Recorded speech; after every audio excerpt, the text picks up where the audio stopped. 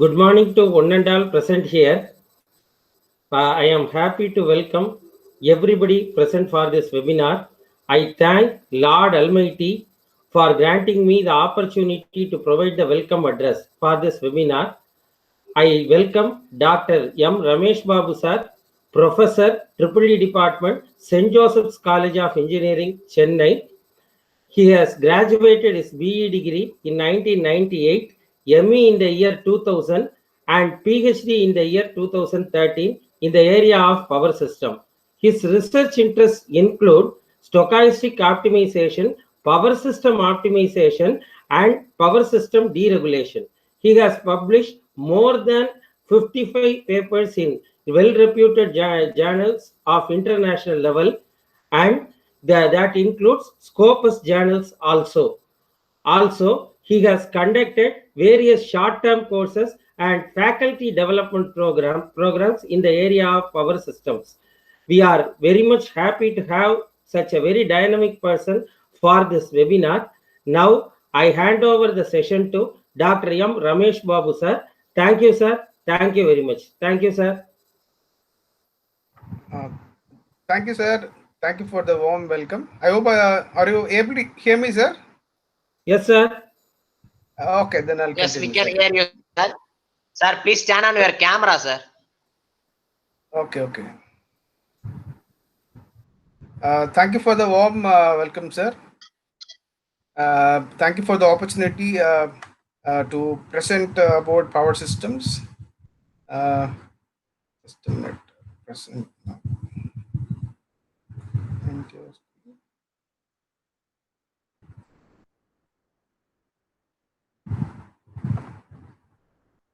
Sir, present now.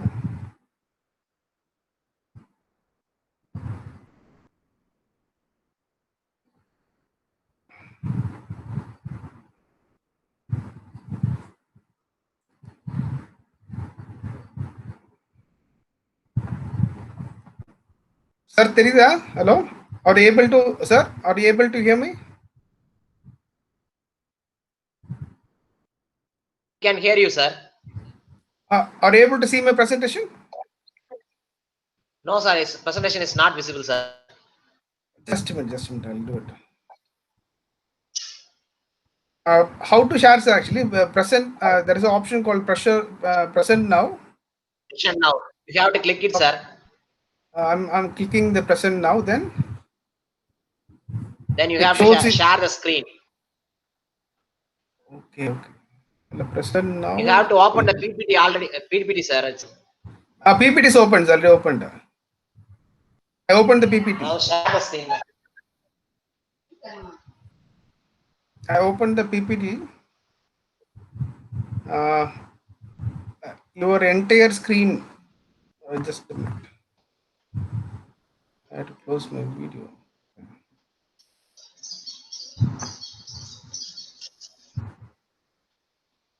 Okay. Sir, I'm clicking the present now button, sir. Then it shows your entire screen, a window, a Chrome tab.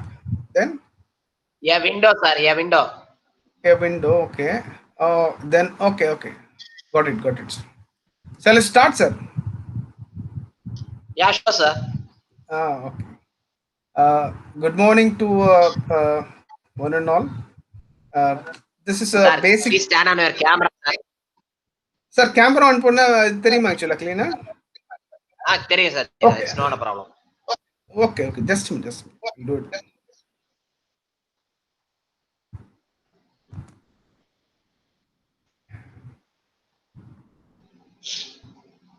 Is it coming now, sir? Yeah, it's visible, sir. Okay. First of all, I like to thank the organizers from Mother Teresa Engineering College. They are inviting me to provide a webinar in the basics of power systems. I'm happily accepted. Today's webinar is about just introduction to modern power system and its challenges.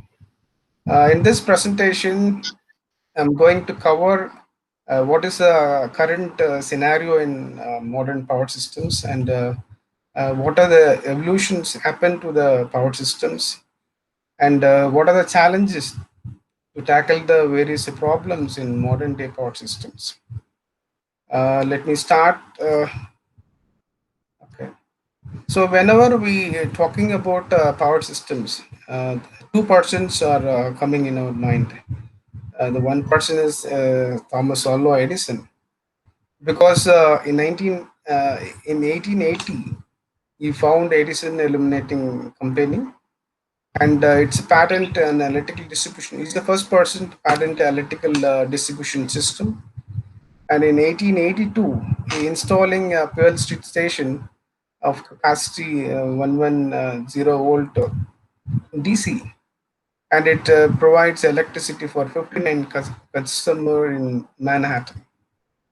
He's a founder of DC distribution system. It's a very old and very first electrical distribution system, providing the power to the consumer. Then after some time, the people find some problem with the DC. Then they are moving towards AC. The AC transmission distribution is possible only because of this person, Michael Faraday, because in 1830 he proposed a magnetic induction. This concept of magnetic induction is propel researchers to work on alternating currents. In 1883, Otto Bathy's co-invented transformer, because transformer is a very important component in AC transmission system. Without transformer, we cannot imagine AC transmission. And in 1890, the first single-phase AC transmission from Wilmot to Portland is established. And in 1891, first 15 kilovolt three-phase AC transmission system is set up. But the famous person who was related to the AC transmission distribution is this man called Tesla. Because without Tesla, it is not popular. Because Tesla invented the induction motor. After some time, the induction motor is completely transforming all the drawbacks what we have in DC distribution system. That is why he's always a popular person when we're talking about AC. Even though he's not contributed much towards AC generators, but his invention of induction motor is a revolution, and it is replacing all the olden day DC motors, and it is making AC distribution is more popular. And what are the components of power systems? When you're talking about components of power system, we know that generation, transmission, and distribution. These are the three important components of any electrical power system. When you're talking about the generation, I'm talking about conventional generations. We have thermal power plants, hydro power plants, nuclear power plants, and diesel power plants. These are the very conventional, very old generations. Normally, the power obtained from this generating station, it is transmitted to the distribution station through the transmission line and your distribution lines. And finally, from the distribution network, it is given to the consumers. So when you're talking about voltage levels, in India, generation level voltage is something around 11.2 kilovolt, and the transmission level voltage is lying 765, 440, 220, and 132 kV. With respect to the distribution network, it is about 110, 66, 33, 11 kV, 440 volt or 230 volt. It is a very conventional components of the electrical power systems. Then, what is a regulated or vertical power systems? Normally, when you're going for a regulated or vertical power system, it's a very old system. Still, we following the same system for transmitting the power from the generating station to the consumers. When you're going for the regulated or vertical power systems, all the entities, we know that generation, transmission, distribution networks, and customers, they are the three main entities of the conventional power system. All these three entities are controlled by a single company. Right, that's what we call it as a regulated or a vertical power system. So when you look at the energy flow between the various components of your power system, it's unidirectional from generation to the transmission distribution network, and it is bidirectional from the customer with respect to the distribution networks. When you're talking about the money flow, money is always flowing from customer to the transmission and distribution networks. And similarly, when you're talking about information flow is flows between your generation and your transmission distribution network. It is bidirectional, but the informations from the customer, it is unidirectional, because customer are not able to get any data from the transmission and the distribution networks, right? And when you're going for a regulated or vertical power system, your generation and transmission distributions are controlled by one company. Right? That's why we call it as a regulated or vertical power systems. And what are the characteristics of a regulated market? The main characteristics of a regulated market is monopoly, right? Because most of the utilities, transmission and distribution infrastructure are owned by the government. There is no competition, there is no competitors for the government, because everything is owned by the government. So there is no competition. That's why we call it as a monopoly. It is one of the property of the or characteristics of the regulated market. Obligation to serve. The utilities have to provide service to all consumers, irrespective of the profit. Irrespective of the profit. It means the generators owned by the companies and the transmission distribution networks have to satisfy or have to fulfill uh, the consumer's demand. They have to oblige to serve. That's another important characteristic of a regulated market. And when you're talking about regulation, the utility rates are fixed in accordance with the government rules and regulation. Because when you're going for the regulated market, it is not possible to change the prices, because the energy price is fixed by the government. Everyone has to pay the same price. So it's a very difficult situation for the consumers, right? But they have to obey. That's another characteristic of the regulation. And the cost of operation, the utility must operate to minimize the overall profit. Uh, the utility assured a fair rate of return of investment. This is a very difficult part of the regulated market. When going for regulated market, all the generators, most of the generators are owned by the generating companies. The generating companies are operated by the government. So whatever the investment they made to build such a big power plants have to be collected only from the consumers. At the same time, they cannot increase the energy price to the very huge level, but at the same time they have to collect it only from the consumers. So they have to take some strategies to fix the energy price, uh, the respect to the change in the demand values. And this is a very important characteristics of the regulated market.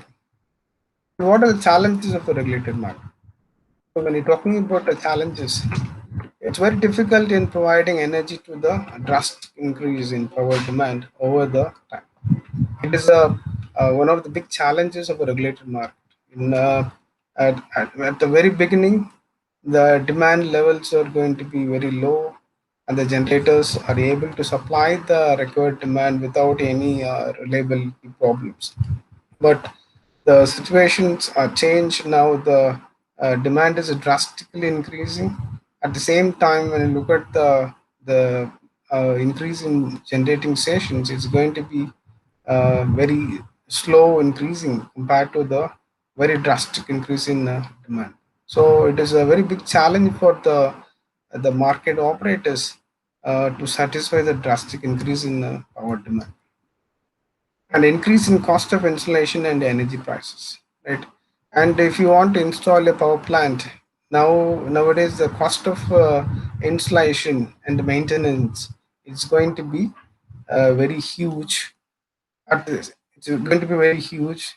At the same time, it's going to be very huge. At the same time, the energy price is also going to be varying with respect to the increase in the installation cost and managerial inefficiency of the regulated company, because the regulated companies are it's very old companies, and they have to change the managerial operations, how have they have to maintain the operation in an efficient way, but still it is not happening. That's why, because of this managerial inefficiency, the regulated companies are facing a lot of problems.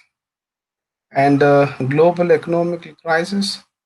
Now, during this corona lockdown, we are seeing a lot of companies are in closed condition, but everyone is staying home. They are consuming more energy, and the global economical condition is going to be very poor. And all these factors affecting the energy price of the generating companies, and political and ideological changes. Each and every party has their own ideologies about energy sector. And this will also affect uh, the the regulated market and environmental issues. Nowadays, people looking for a clean energy. Clean energy means we know that most of the regulated market are getting the power only from the fossil fuel plants. In India, almost 60% of the power is what we generated is only from the thermal plants. So this fossil fuel plants will generate SOx and NOx gases that leads to the environmental pollutions. And we have to consider these environmental issues when you're talking about generating power and distributing that to the consumers. These are the very basic challenges faced by the regulated market. And what's the need for deregulation? Deregulation is a very old concept. In 2003 itself, it is introduced into India, but still it is not implemented. Right? In some of the states, it is partially implemented, but still it is not completely implemented. What is the need for a deregulation? So why we going for the deregulation? Because we know that what are the problems associated with the regulation, regulated power system or vertical power structure, and why we going for the deregulation? Need for regulation change. It's a very important aspect of why we going for the deregulation. We need a change in. We need a change with respect to the regulation. That's why we're going for the deregulation, privatization. It is a very important component of a deregulation, because when you're going for the conventional regulated power market, everything is a monopoly. Almost all the generating companies are owned by the government. But when you're going for a deregulation, then we are introducing the private power generators, right, into the power market. That requires the privatization. That is the main objective of why we are why we going for the deregulation. Then competition and expectation of drop in cost, right? Whenever the private power generating generators are coming into the market, They compete with the conventional power producers, and we expect that the cost of the energy is going to be dropped down. That is the main objective why we are going for deregulation and customer care. Now, when you look at the system what we followed in a regulated market, the, there is no customer care, right? Because the customer they don't have any choice. They have to buy the power at the fixed rate fixed by the uh, your power companies, right? So there is no care for the customers. But when we going for a deregulated power market, then there is a possibility of more customer care. That's another important objective why we going for the deregulation and encourages innovations. So the innovation is a term completely removed when you're going for a regulated market. But when we're going for a deregulated market, that market encourages innovation because the innovation is moving towards reducing the cost of the energy and how to store the energy, how to uh, modulate the energy, how to make it more efficient. All these things, right? We call as innovations. The deregulated market is encouraging this sort of innovations. And what is a deregulated power system? Already we saw about what is a traditional or vertical regulated power structure. But when you're going for a deregulated power structure, we add two more things. We call it as an independent system operator and a retailer, right? And some of the models they don't have the retailer, but the independent system operator, they are the non-profit organization. They will control all the transactions between the generation, transmission, distribution, and your customers. But they are the non-profitable organization. Right. When you look at the energy flow in a deregulated power system, energy flows from our generating stations, then through the transmission distribution network to the consumers. But when you look at the information flow, right, so this is totally different when you compare it with the regulated market.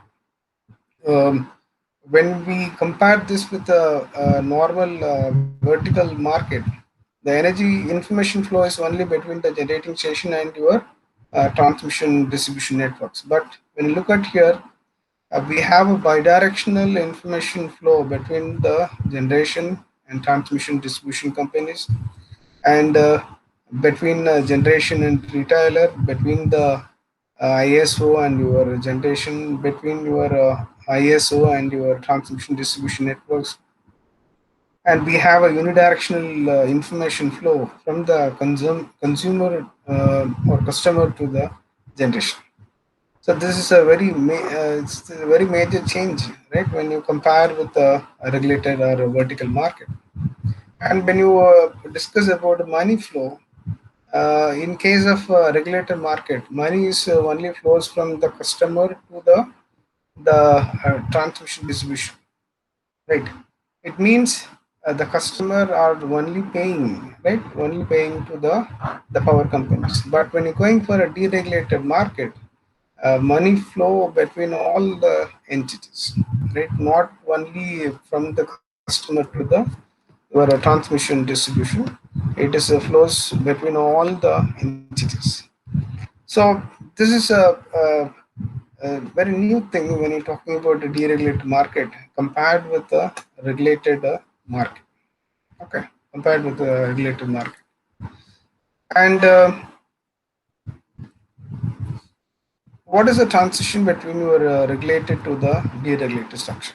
So when we're going for a regulated structure, we have a generation company. It is controlled only by one entity. This generation is controlled by only one company, right? That might be a government organization, right? But when you're going for a deregulated structure, this generation is split into various generation companies. We call it as a GenCos. So each GenCos will be controlled by a separate organization, right?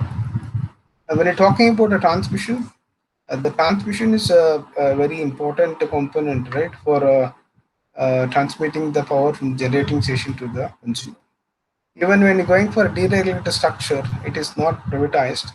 This transmission structure is completely controlled by independent system operator. There is no private parties for controlling this transfer.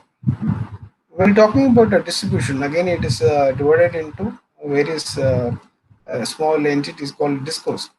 I call it as a distribution companies. There is a privatization in the discos, right? So when you're going for a deregulated market, we are introducing the privatization at generation level and with respect to the distribution level. Even when you compare with the customers can able to get the power from any one of the discos according to their wish, because all the distribution companies have their own energy price. So it depends on the customer choice. They can able to get the power from any one of the distribution companies.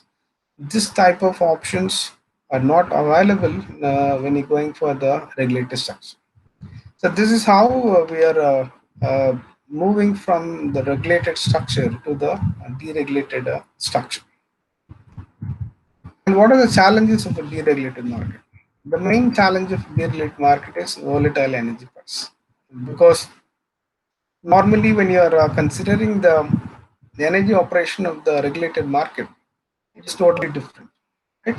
So normally when you are see the energy market of the regulated market, actually they are collecting the forecasted demand for the next day.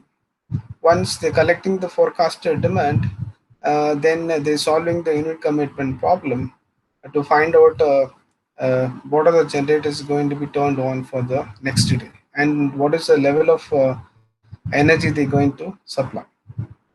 And they are fixing the fixed price, and for that day, and it is common for all the consumers.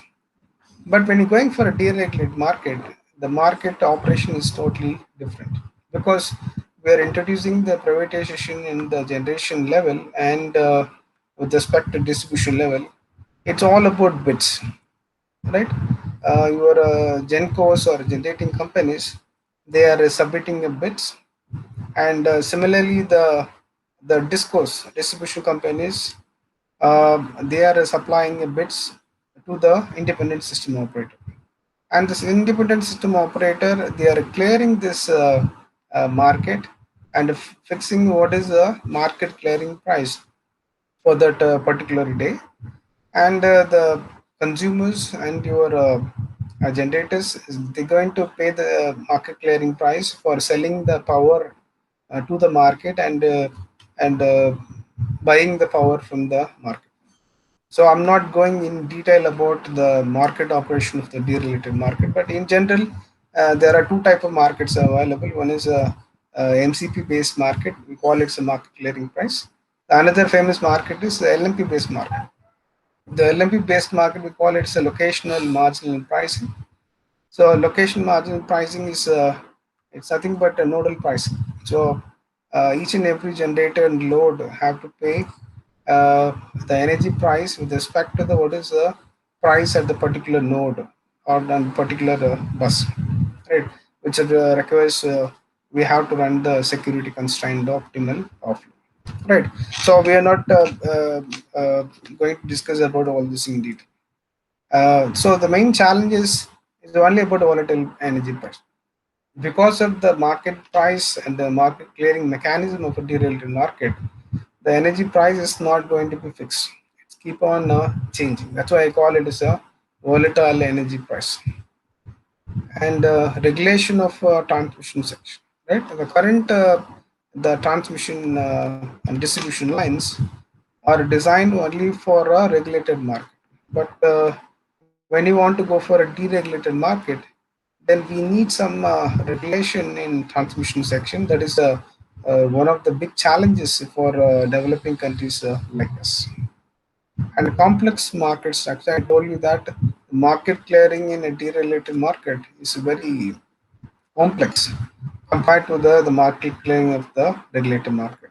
And we have a energy market, and we have ancillary markets, and we have so many problems when you are clearing the market, right, in deregulated systems. Computation difficulties. Definitely, the computations and deregulated market is more compared to the regulated market. And security issues. Normally, when you're going for a regulated market, it is more secure because everything is controlled by a government or a single entity. So the security issues are less. But when you're going for deregulated market, we open the market for the private generators and private distribution companies. Everyone is submitting the bids.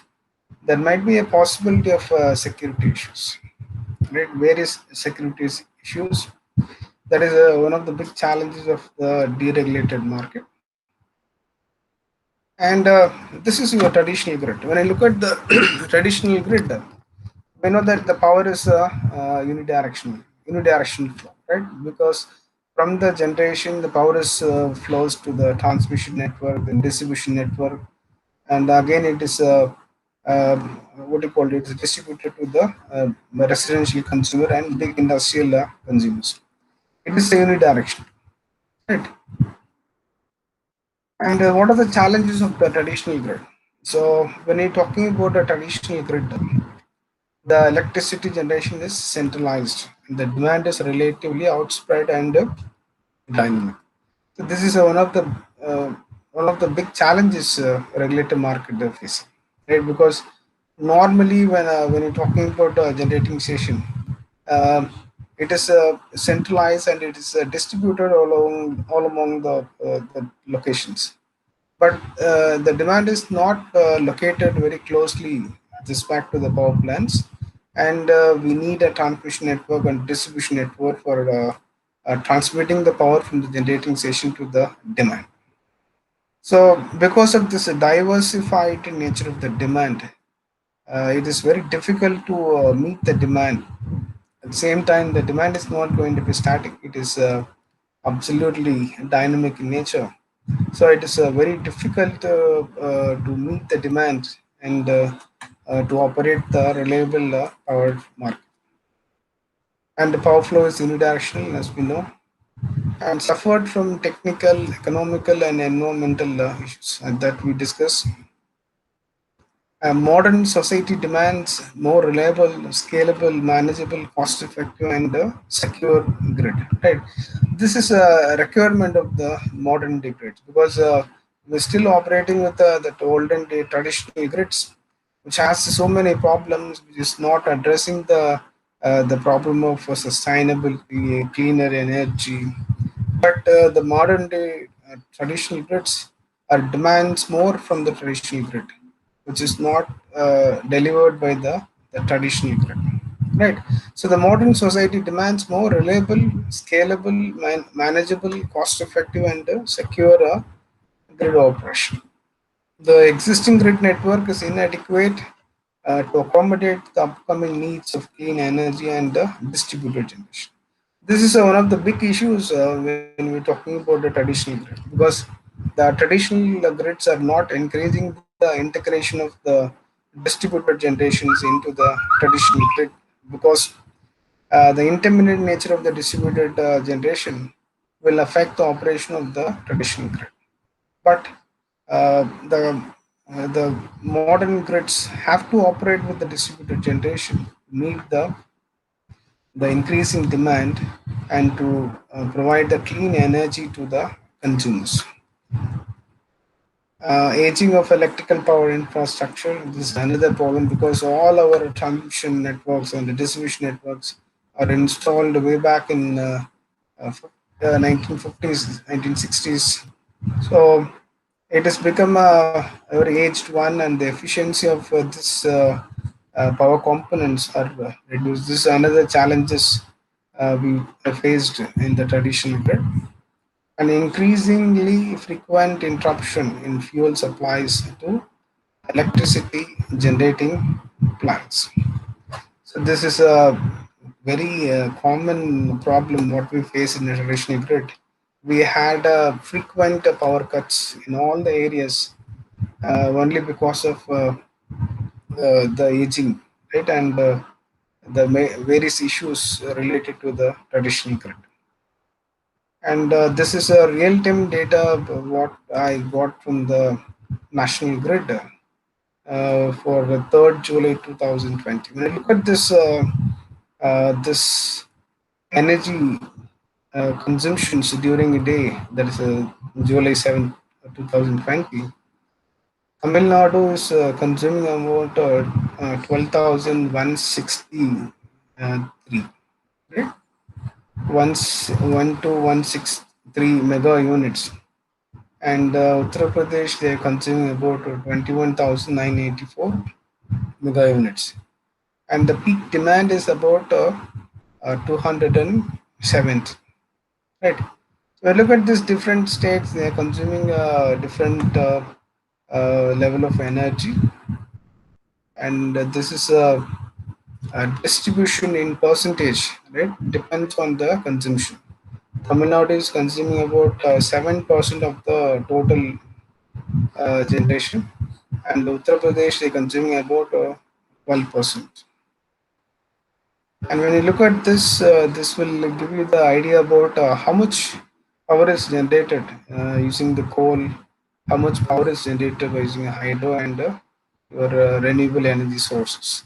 About 63% of your total energy demand is met only by the thermal stations, right? We call it the coal-based stations, and 16% are generated by hydro station, and 13%, right? This is a very good number. 13% is supplied by the renewable energy sources, right?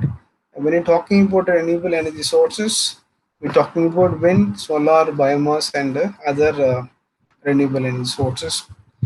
And the power we got from nuclear station is about 3%, and 4% from the gas and the diesel plants. And this is the split up of the various power generation, right? From your renewable energy sources is marked in dark brown, right? So, so when you look at all these diagrams, right, what we understand is once upon a time, the power generation from renewable energy sources is going to be very smaller amount. But now it is going to be considerable amount because the government want to generate more cleaner energy. Okay, that's why it is necessary to integrate the distributed generations to the traditional grid. But traditional grid is not supporting for that. And we need a smarter grid, right? So, what is a smart grid? This is a general definition for a smart grid: an electric system that uses information, two-way, cyber-secure communication technologies, and computational intelligence in an integrated fashion across electricity generation, transmission, substations, distribution, and consumption to achieve a system that is clean, safe, secure, reliable, resilient, efficient, and sustainable. Right. So this is a definition for a smart grid. When you understand what is the definition of the smart grid, then we can clearly understand what is the main objective of the smart grid and why we're going for the smart grid. Right. And this is another small definition for smart grid. Smart grid initiatives seek to improve operations, maintenance, and planning by making sure that each component of the electric grid can both talk and listen. Right. So when you're going for the smart grid, right, we're talking about the talk and listen. It means there is a communication between all the entities of the power networks, right? So we have communication uh, from the generation, transmission, distribution network, your consumers, and all your entities, right, can able to talk, can able to listen, right? So the grid will become smarter. Smarter means it thinks smarter, faster. It can able to solve the difficult problem what we facing using the traditional grid can be easily solved by using the smart grids. And what is the comparison of your smart grids with the traditional grid? When you're going for a traditional grid, right, everything is electromechanical. It means talking about the relays, the protection devices, right? Most of the things will is electromechanical. But when you're going for a smart grid, everything is digital, right? So we are making the electromechanical system more efficient by making it as a digital and one-way communication. We know that traditional grid power flow is unidirectional, and we call it as a one-way communication. But when you're going for the smart grid, we have always a two-way communication. Right? Centralized generation, but when you go for a smart grid, we always encouraging a distributed generation. It means the generation is not centralized; it is distributed all over the network, and the power from all the distributed generation are efficiently controlled by smart grid. A few sensors, right? But we have more sensors, right? Uh, when you going for smart grid, everything is about sensors, right? Because I need to get the information from all the nodes, uh, from all the points. So we need to have more sensors, right? To sense all the components, all the parameters. Manual monitoring and restoration. But when you're going for a smart grid, uh, it is a self-monitoring and a self-healing system, right?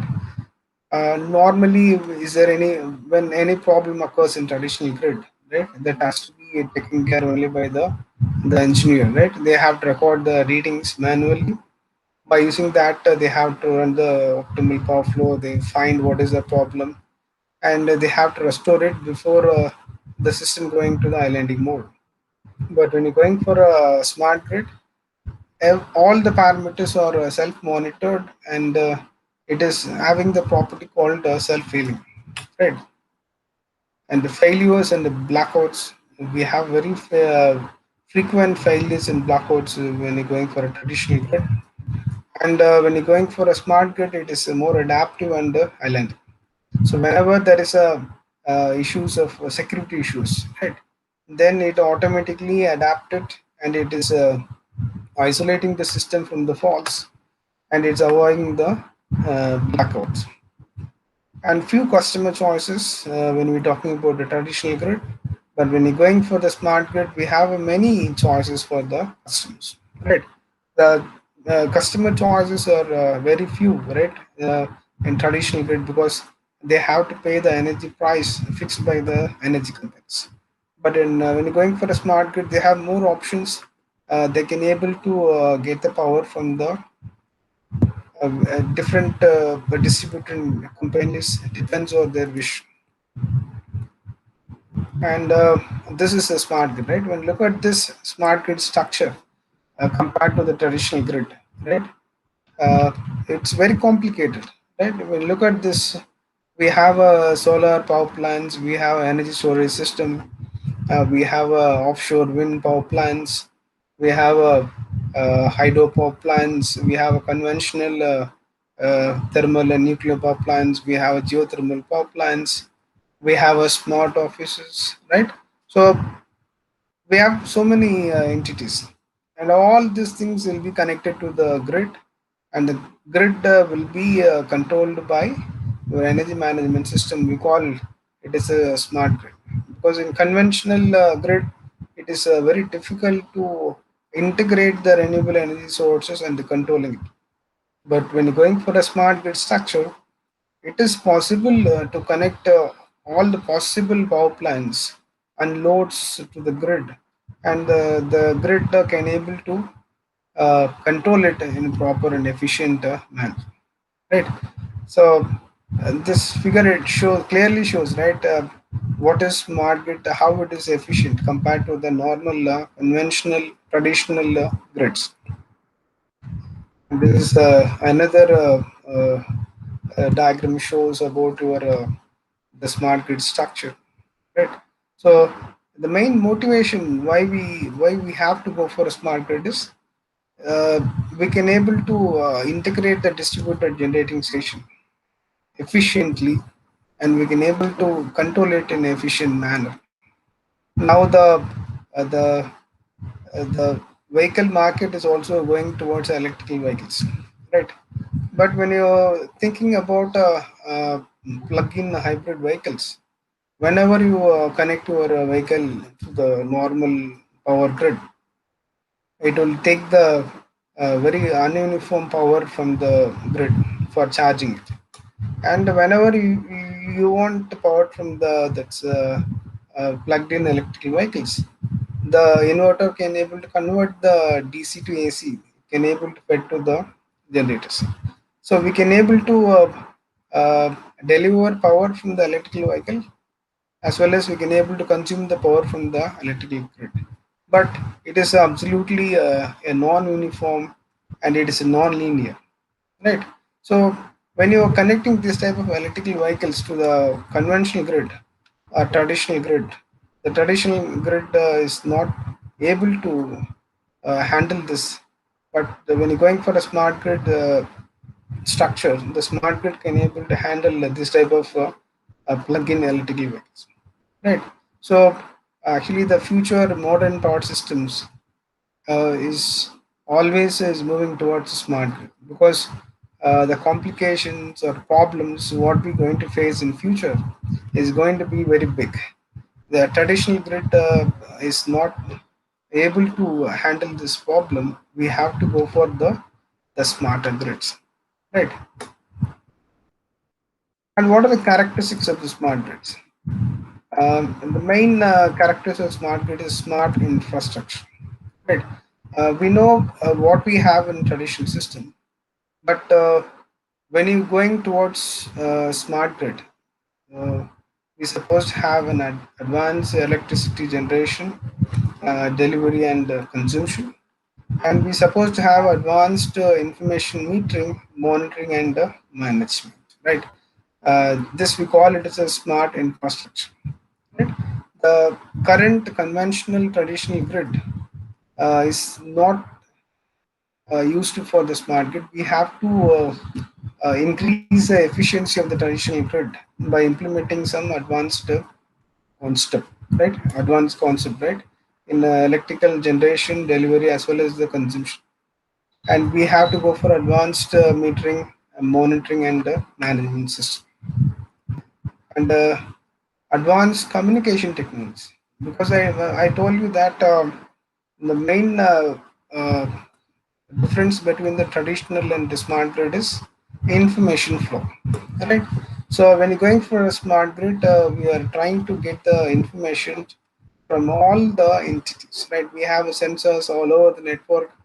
These sensors is always picking the data parameters, and it is sending back to the main load dispatch center. The amount of data we collected from the various entities is going to be very huge, right? So when you want to handle with this huge data, and we need advanced communication technology. We know that whenever you are communicating some data, it always communicated with some error, right? So dealing with the error data, that data is also is not a small data; it's huge data. It is a very very complicated problem, right? This is one of the big challenges, right, of smart grids. And the second characteristics we're talking about is smart management system, right? What is smart management system? Advanced management and control services, right? And normal management, power management, what we have in traditional grids cannot be useful for the smart grid. When you're going for the smart grid implementations, we need some advanced management and control services. Then smart protection system. What is smart protection? Advanced grid reliability analysis, failure protection, and security and privacy protection services. Right. Because when you're talking about the smart protection system, it's not only about the relays and circuit breakers. Because when you're talking about smart grids, we are connecting everything, right? We are collecting all the information, connecting everything through the communication network. And we also provide the cyber security or cyber protection for the smart grid. Otherwise, it will totally collapse your smart grid structure. Okay. So when you're talking about smart protection system, we have to protect the power systems as well as we need to protect our data, right? And there are so many challenges we have when you're talking about the smart protection system. And what are the objectives of the smart grids? The main objective is to accommodate a wide variety of generation, centralized and distributed intermittent and dispatch. Right. So I told you that the main challenges faced in the traditional grid is it is not able to deal with the integration of the distributed generations. Okay.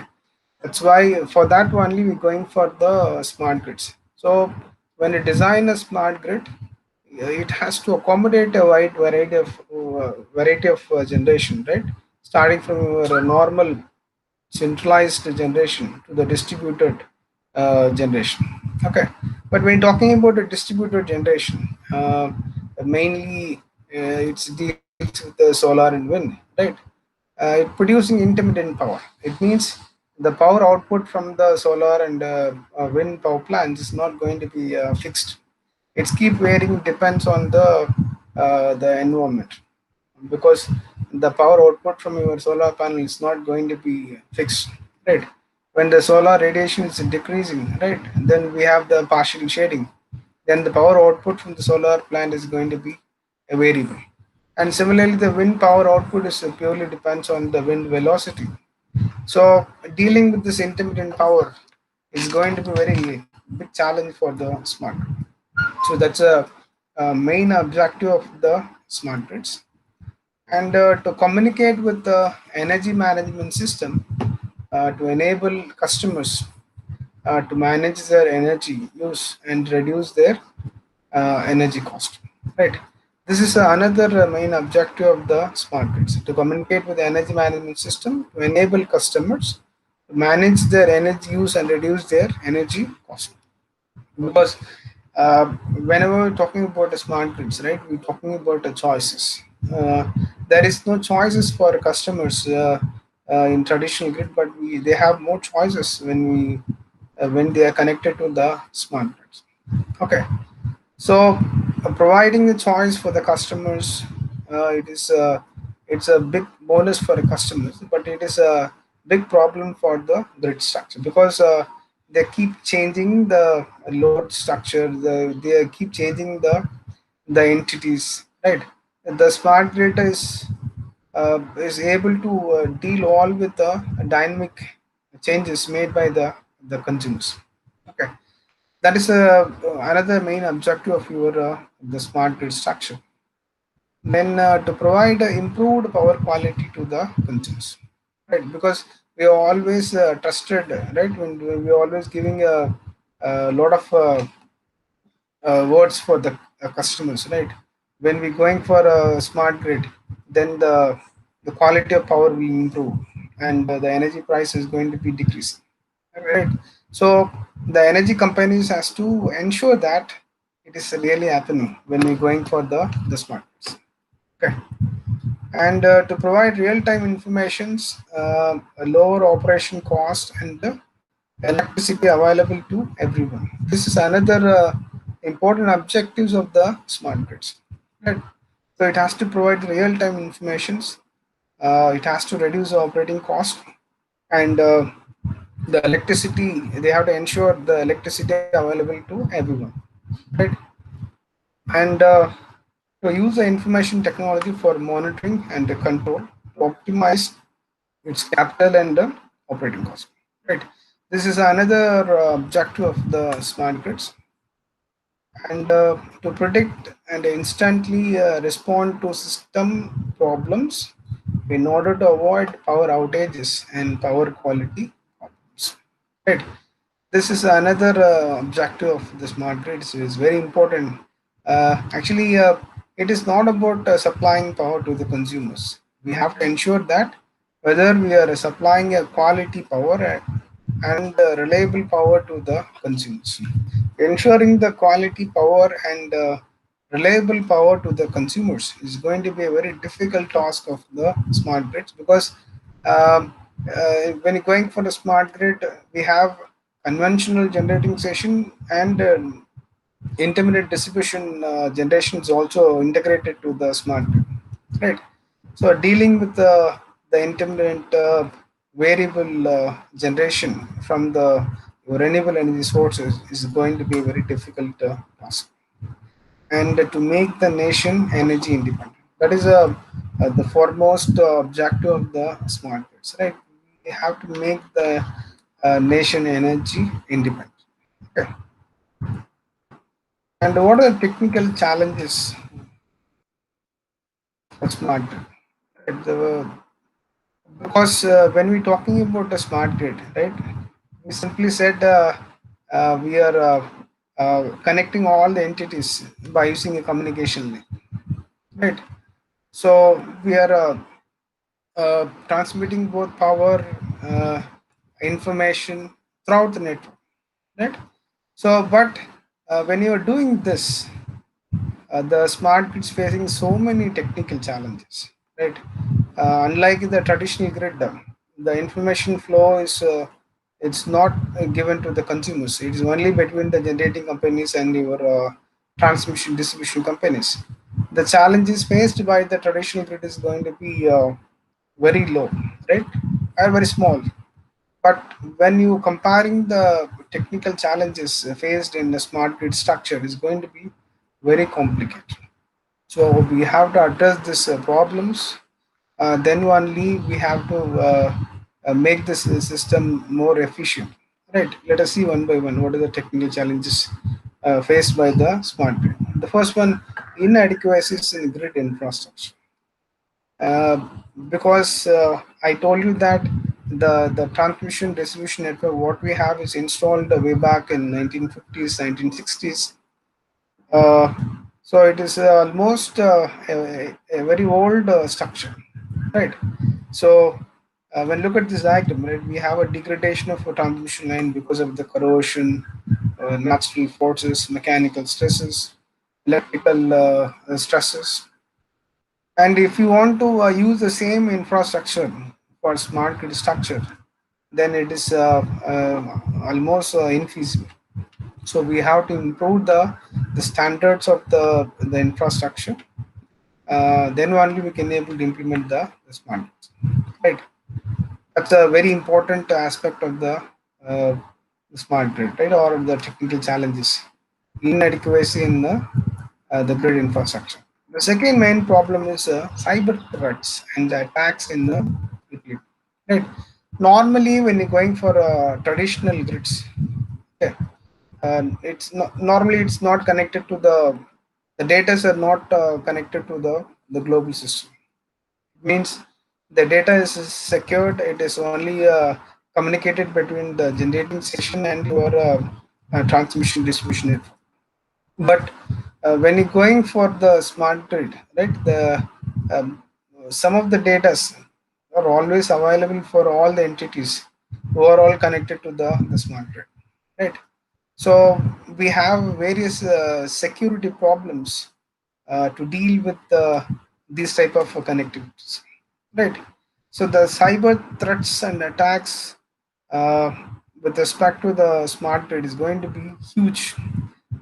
But these type of problems are not exist when you are dealing with the traditional grid. So we have to provide a secured communication between the various entities, right? When look at this diagram, right, it shows what are the different the cyber threat problems we have with respect to the SCADA system, right? The list is going like improper access control, codes, your OS command injection, cross-site requests, forgery, SQL injection, code injection, improper authentication, path traversal, then cryptographic issues, So we have so many cyber threats, right? I'm talking only with respect to SCADA system, right? Uh, Suppose if anybody uh, hacking our information network, right? Then they can able to control it. This is a very big issues, right? Technical issues, right? What we have in the smart grid structure, right? So we have to address all this problem before implementing your smart grid structure. And the mainly your the phaser measurement unit and automated meter, right? Sorry, advanced metering infrastructure. Because the phaser measurement unit and advanced metering infrastructure, this is the two important entities, right? Uh, Mainly connects the consumers to the grid section. So if anyone able to access this the phaser measurement unit, right? Normally the phaser measurement unit will always sense the value of voltage and phase angle with respect to the various nodes, and it giving the synchronous information to the dispatch center. If anyone able to access this information from the PMU, then they can able to control the operation of the smart, because we know that whenever you're going for the grid structure, the real power flow and reactive power flow is only depends on your voltage magnitude and voltage angle, right? So if you're able to control this voltage magnitude and voltage angle, then I can able to reverse the flow of real power and reactive power between the network that leads to the big issues. And similarly, when you're talking about advanced metering infrastructure, right? So normally, when you're going for a traditional grid, we have an energy meter in all the places, right? But this energy meter is not connected to the internet, or it's not connected to the any communication network, right? So there is no big issues if it is not connected to the internet or any communication network. But at the moment when you're connecting your energy meter to the internet or any communication network, there is a problem of hacking, and dealing with the huge amount of data collected from the consumer, and mining this data mining is going to be a very complicated task faced by the smart grid operations. Right. And the third one is regulatory changes. And we know that when you're going for a smart grid structure, it means we are encouraging the private power companies, distributed generations to participate in the market, right? Because of that, conventional power plants, right? We have some conventional power plants. They are losing the customers to the competition. Right? We know that at the time when Airtel is a only mobile provider in India, the cost of a call is something around 3.5 rupees. After the various companies are getting into the telecommunication sector, now we are making the call without paying anything to the telecommunication companies, right? That is what happened whenever we introducing a competition in any market, right? So we were expecting the same type of thing going to happen in the power market, right? When you are allowing the private generators, right, private parties to effectively participate in the power market, right? That leads to the losing customer to competition, right?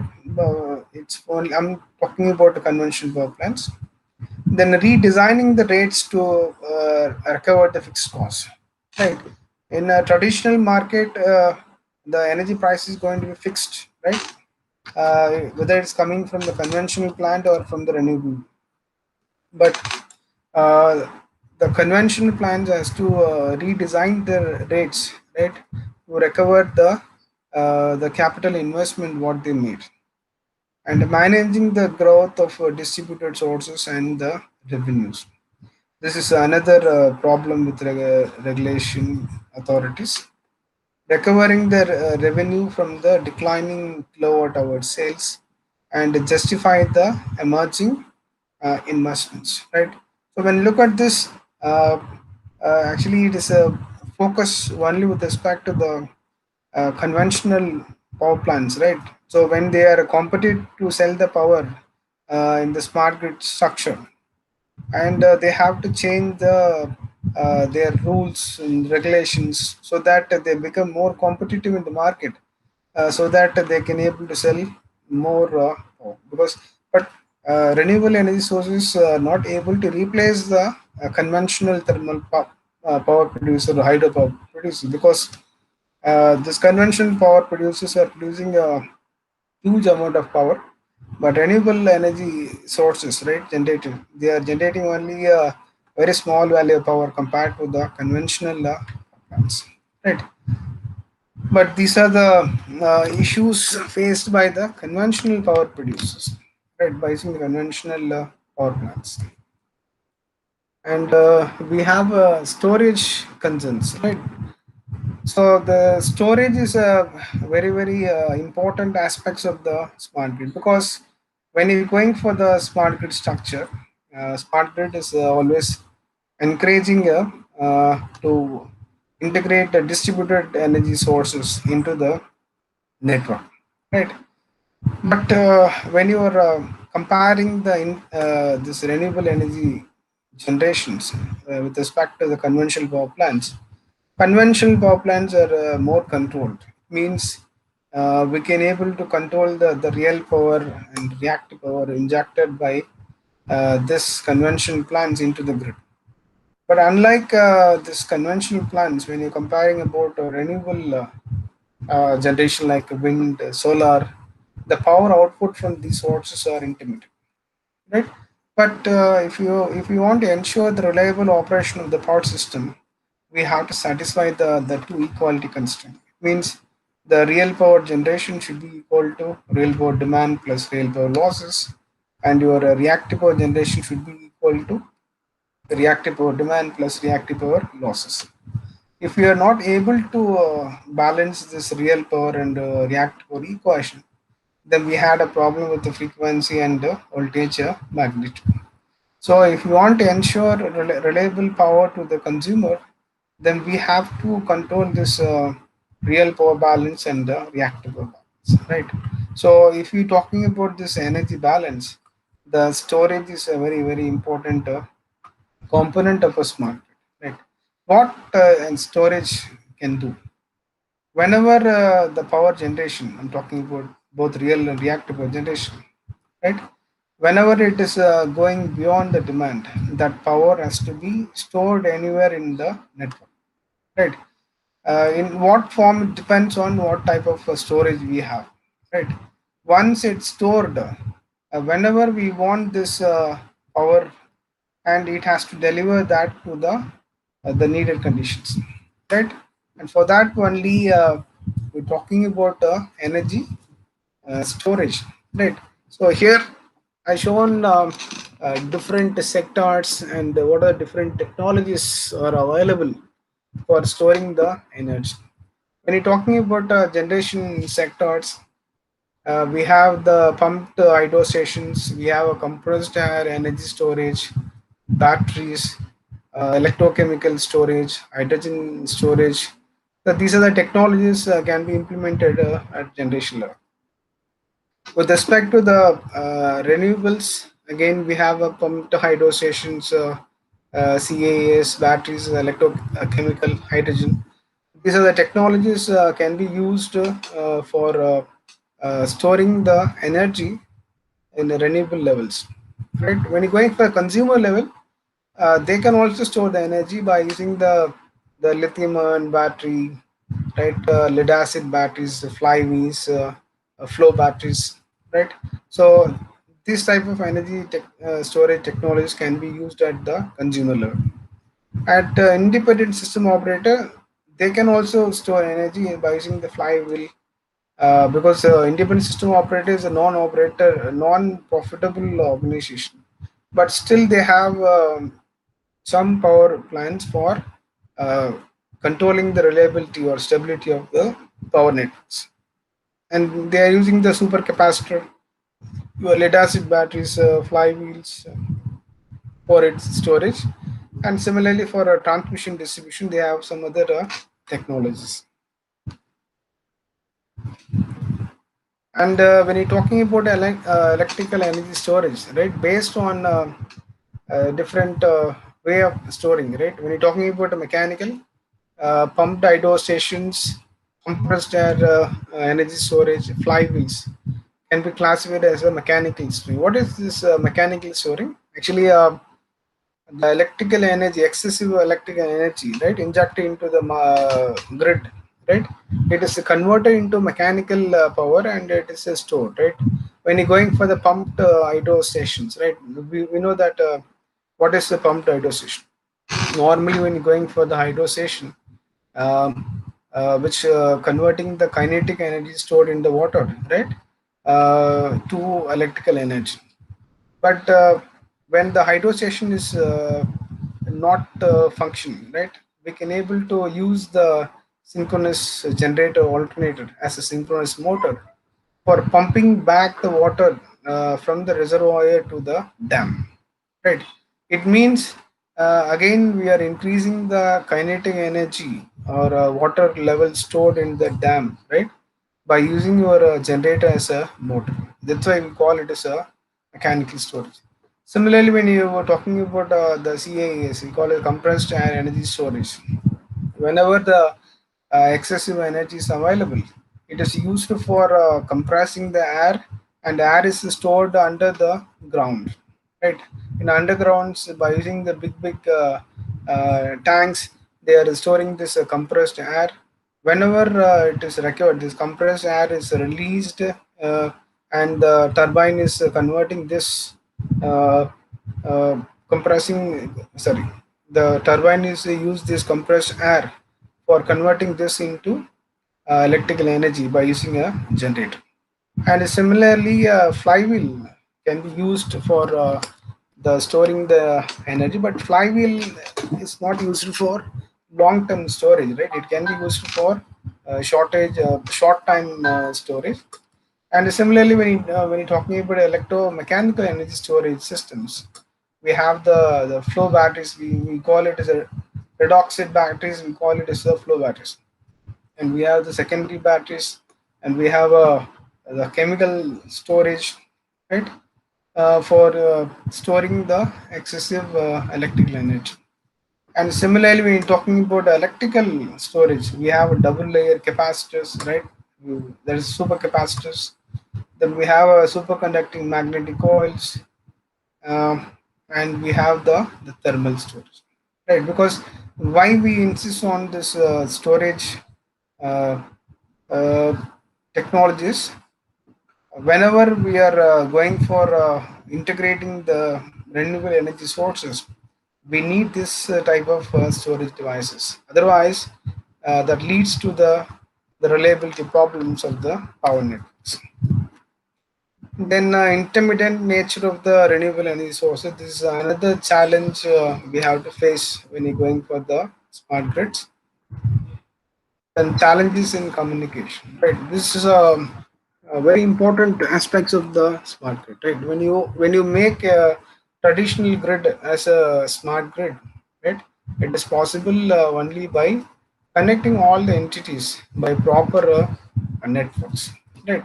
So whenever we connecting all this entities by using the communication networks, we had so many problems, right? So in this chart, clearly shows what is the organizational changes we required when you are transition from your traditional grid to the smart grid.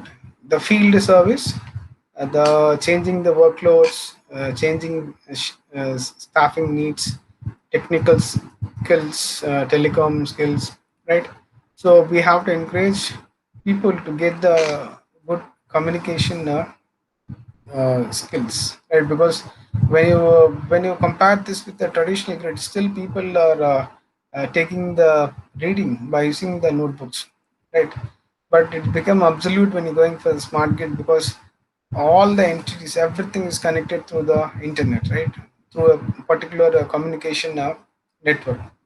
So when we going like this, then all the staffs who are working with this, right? They have to learn about the communication technology so that they can able to perform well. And with respect to the contact operations, the contact centers, greater work complexity, diversity, metadata management, data mining, we require a lot of changes with respect to the contact operations, right? So because once we're going for the smart grid operations, there is no personal intervention for taking your energy meter readings, right? Then because it is converted into AMI, then we have advanced metering infrastructure.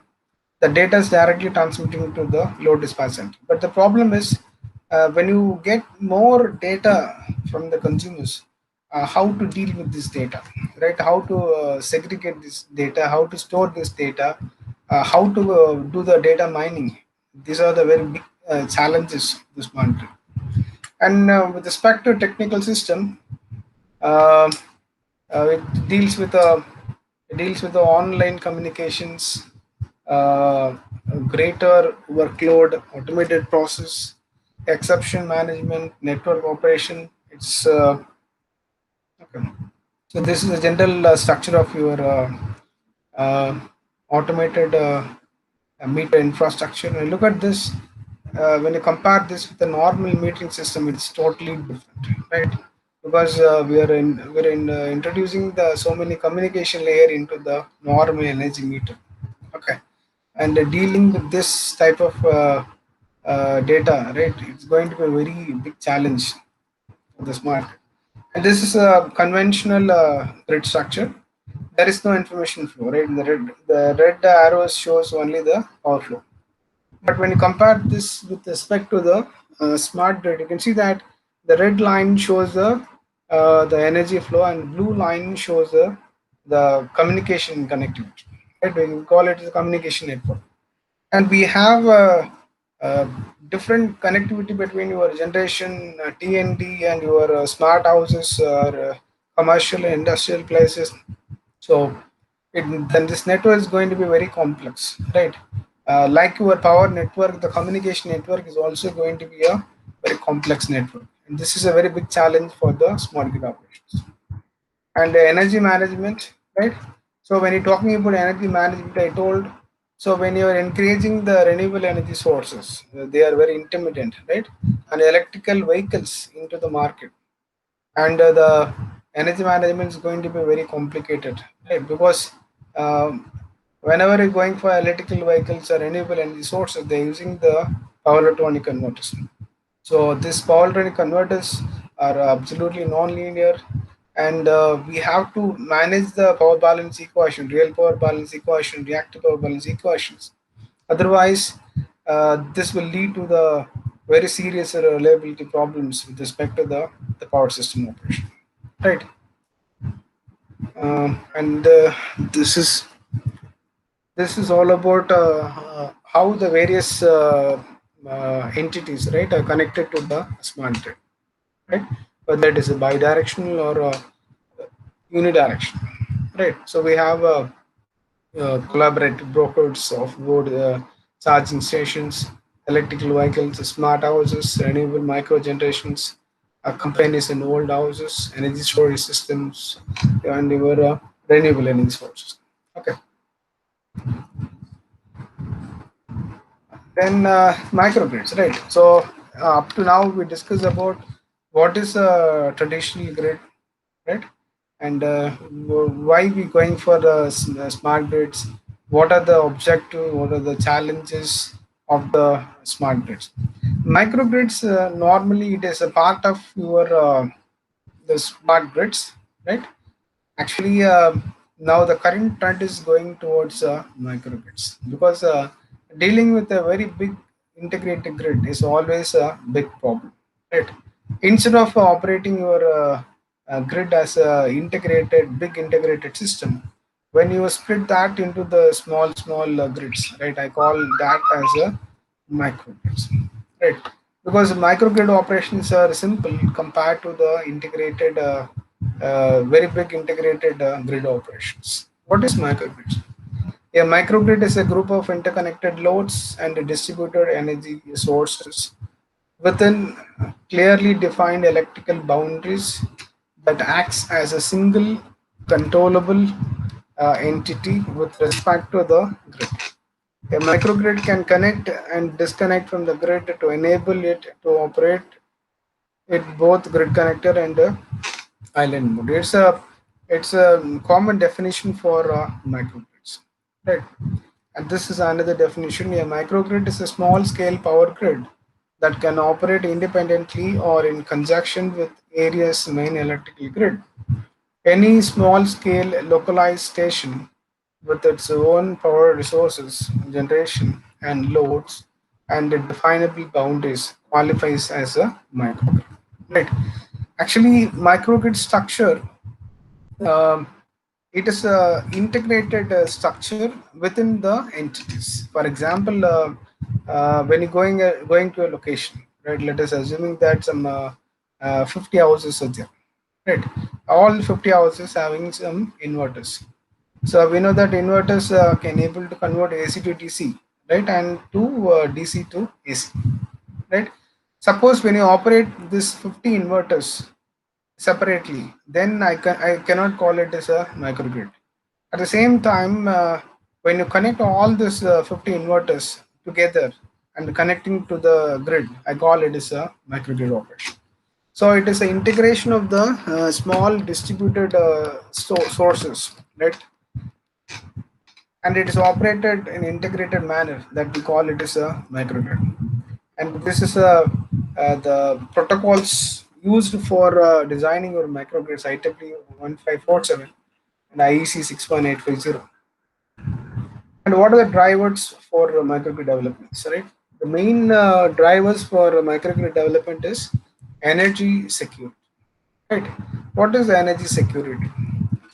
So, uh, during the severe weather conditions, cascading outages, and cyber and physical attacks, right? So these are the main parameters, right?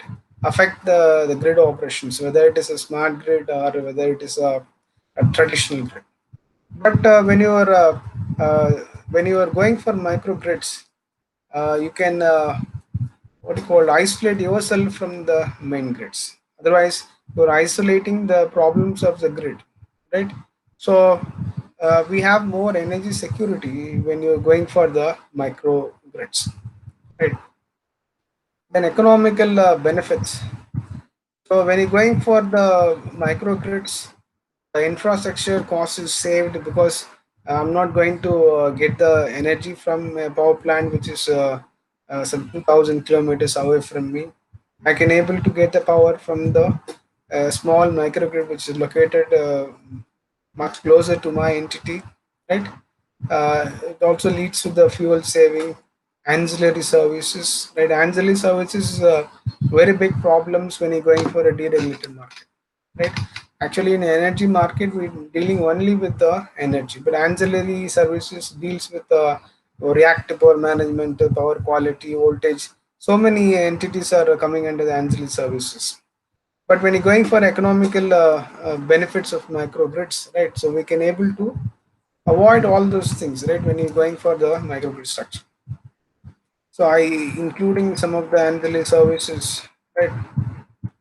Like your congestion management, frequency regulation, reactive power and voltage control, spinning reserve, power quality, right? And the third important drivers why we are going for a deployment of microgrid is clean energy integration, because microgrids are always microgrids are always uh, microgrids are always encouraging the integration of the renewable energy sources. So we can ensure more cleaner energy, more sustainable energy when you're going for the microgrids. And what are the benefits of microgrids? Economical benefits, right? The low consumer benefits, dynamic pricing,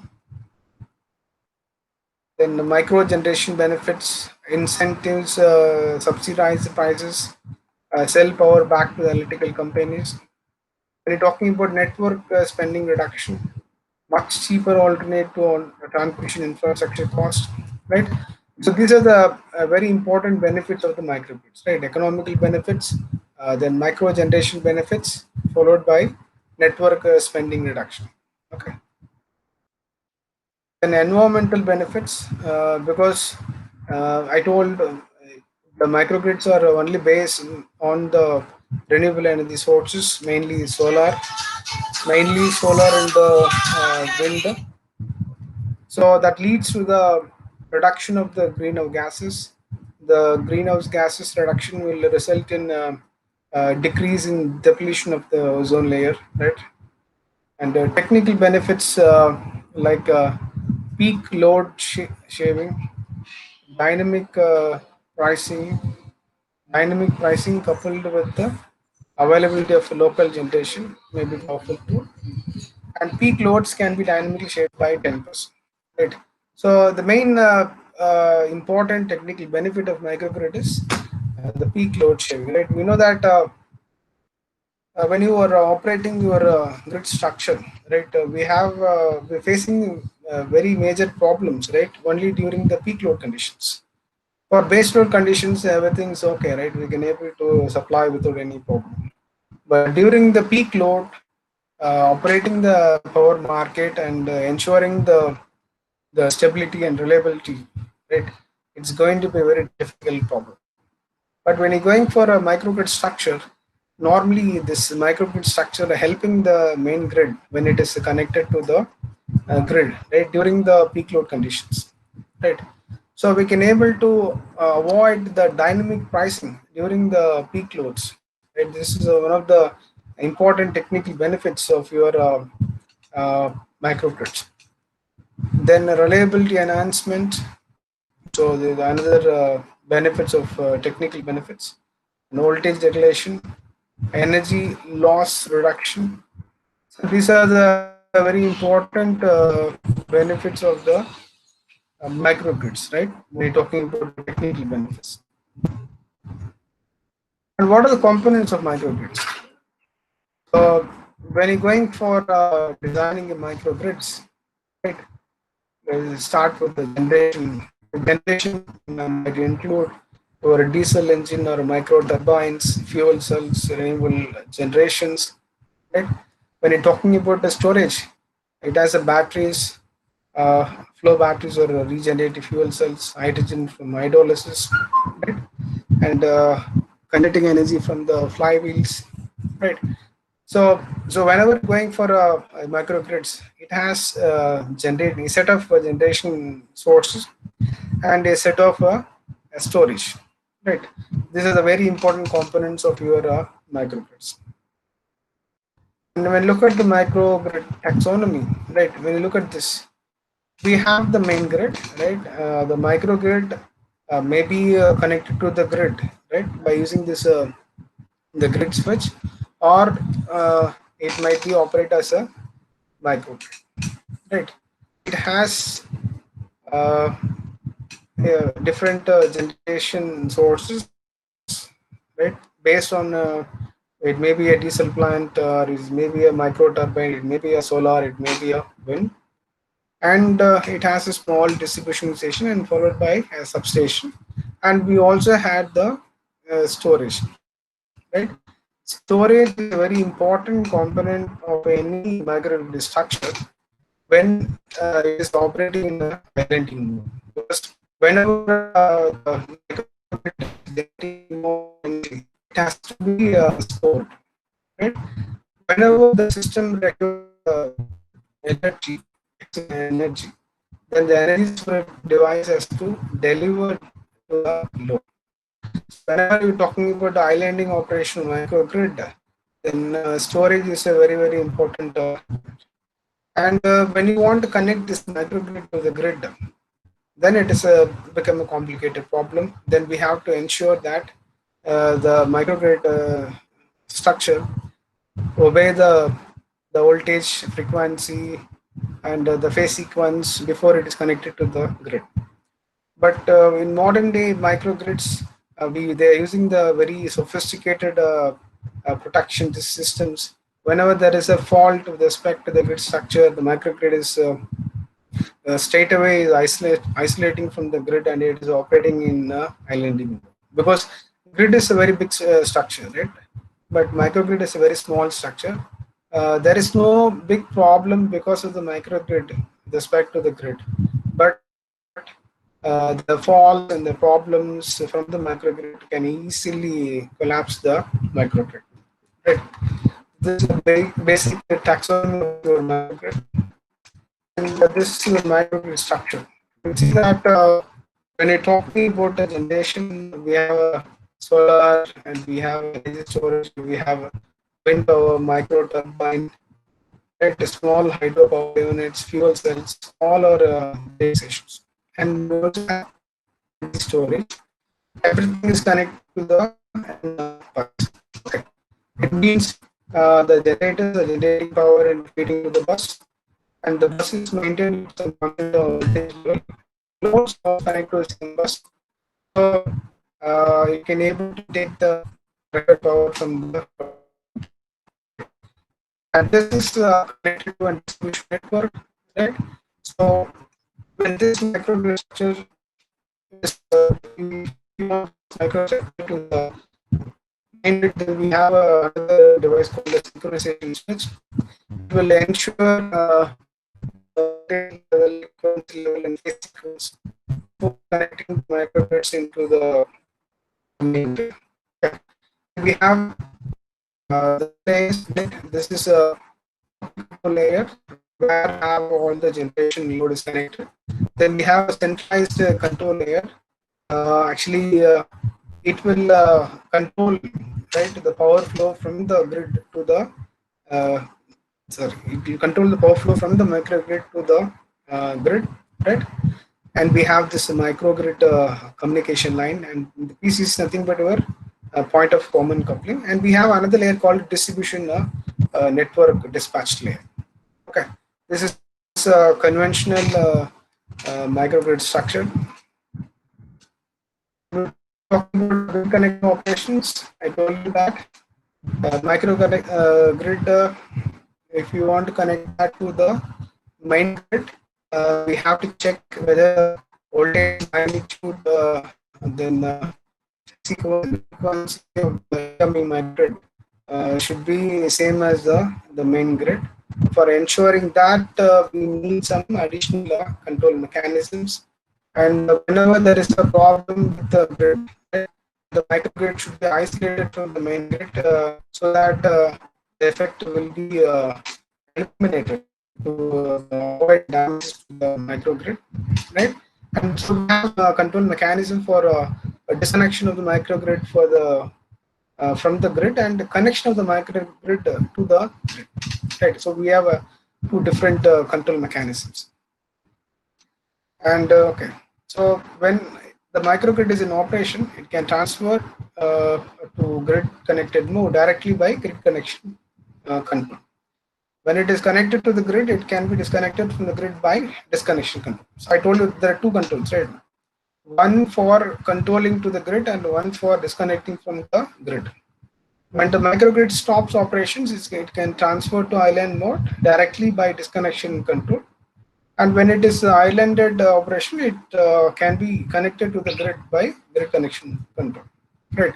Once your microgrid is operating in islanding mode, right, then the energy storage control, right, the energy control between your generation to the energy storage, from the energy storage to the your DC microgrid, right. Then these controls are totally different. Okay.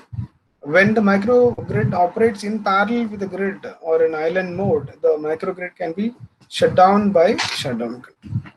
Right. So these are the different mode of operation of your microgrid structure. And what are the challenges in microgrids? Right. The main challenge is balance management between load and generation. Right. Because when you're going for a grid connected structure, the size of the grid is going to be very large. Right. So integration of generation, it's going to be easier. Okay. And we have a very big power pool and we can able to meet the demand without any problem. But when you're going for a microgrid, the generation resources are very limited. Right? It's going to be fixed. So to meet the load, right, whenever there is a load changes, meet the load by using the restricted generation sources is going to be a very complicated problem, right? One of the main challenges in the microgrid. Then the protection and safety. Normally, when you operate your microgrid in islanding mode, then energy storage devices is a very important component, because by using energy storage devices, only we can able to control the or ensure the safety, right? Uh, Similarly, when you connect your microgrid to the main grid, right? In that case, also we need the protection and the safety, right? To isolate your microgrid, right, from the grid whenever there is a fault. So in the protection, we have normal mode island, vice versa, then the black start, right? Black start, we call it the restoration without relying on the external sources, right? So the black start with respect to traditional grid is totally different, right, compared to the microgrid. Then integration of grid and microgrid, it's another challenge of microgrid. Then information and communication parameters linked to the electrical aspects of the microgrid. This is another big challenge with respect to the microgrids. Okay. Normally, when you're going for when you're talking about microgrids, right? The very famous grid is DC microgrids. Okay, so when you're going for a DC microgrid, everything is DC. Okay, so DC microgrids, it is more efficient compared to the AC microgrids, right? But normally, all our electrical loads are AC in nature, right? So what we are trying to do is we are converting AC to DC, converting AC to DC, and similarly, some of the microgrid generation sources are producing the DC, because solar is producing only the DC. When you're going for that, we need to convert the DC to AC. You want to interconnect your microgrid to the main. Convert your DC to AC or AC to DC. There is no loss whenever going transition from DC to AC to AC to DC. If you are able to avoid this transformation from AC to DC, again from DC to AC, then the efficiency of the microgrid will be improved much, right? And if you want to do that, we have to develop the DC loads, right? Because now the current scenario, all the loads are AC, right? If you're able to convert your AC loads, and if you're able to design a DC loads, then we can able to avoid the conversion from AC to DC and from DC to AC. So we can able to avoid this too many inefficient power conversion.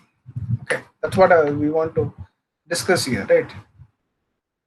And when you're going for a DC grid, okay, then it's very clear, right? I'm not converting anything to DC to AC. Whatever DC I have with my grid, which directly feeds the power to the loads. And whenever I want to connect my DC microgrid to the AC grid, in that case, I'm using an inverter, converting my DC to AC. I feeding the power to the AC generator. When you're going for this type of arrangements, right, DC microgrid, then we can able to avoid the too many inefficient energy conversion. But when you look at this DC grid, right, it resembles the very first DC distribution, right, installed by Edison. It means everything is reverse. We are going towards DC grid, because people think that AC grid is more efficient than the DC grid in so many ways, right? That's proven, right? But the deployment of microgrids, right?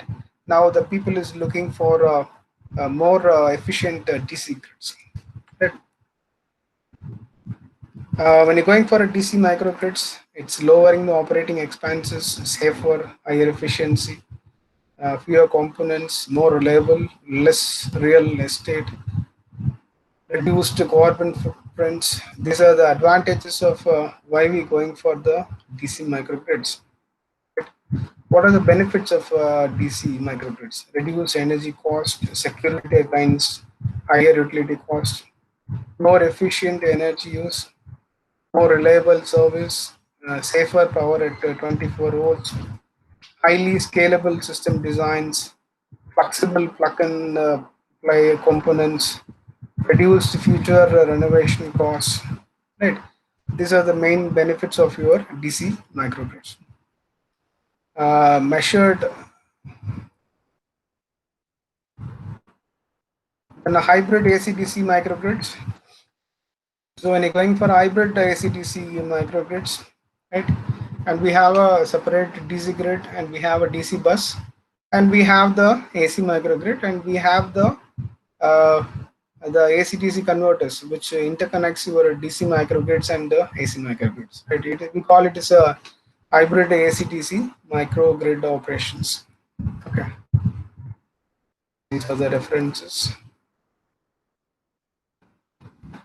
So I hope in this presentation I clearly explain about what is mean by regulated market or vertical market. Then we discuss about what is the need for a deregulated power market. Then we talking about traditional grid, and we discuss about what is smart grid and what is the need for the smart grids. Then we discuss about microgrids. Microgrid is a part of the smart grid, and finally we end up with why we going for DC microgrids and hybrid microgrids. I hope it's clear, right? The topic is we chosen today is modern power system and its challenges. Now we understood how the power system is evolved and what are the challenges with respect to the different phases of the evolution of modern power systems. Any questions? I'm happy to answer your questions. Any questions? Thank you.